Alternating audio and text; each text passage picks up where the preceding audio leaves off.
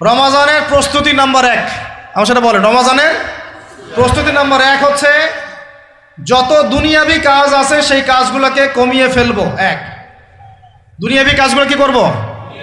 মানে দুনিয়াবি যত কাজ, যত ব্যস্ততা যা আছে এগুলোকে কমায় নিয়ে আসবো, যাতে রমজান মাসে আমাকে বেশি বাইরে দুনিয়াবি প্রয়োজনে বাইরে বের হইতে না হয়, বেশি ব্যস্ততা আমাকে দুনিয়ার জন্য না করতে হয়।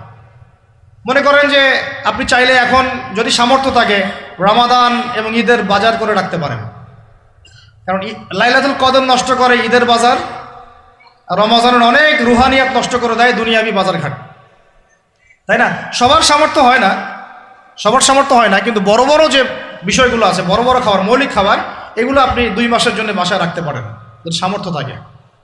সামর্থ্য নাই তাহলে সেটা আলাদা বিষয়। মোট কথা এটা শুধু একটা বিষয় বোঝাচ্ছি না, দুনিয়াবি যত ব্যস্ততা এগুলোকে কমায় রমাজানের জন্য প্রিপারেশন নিতে হবে।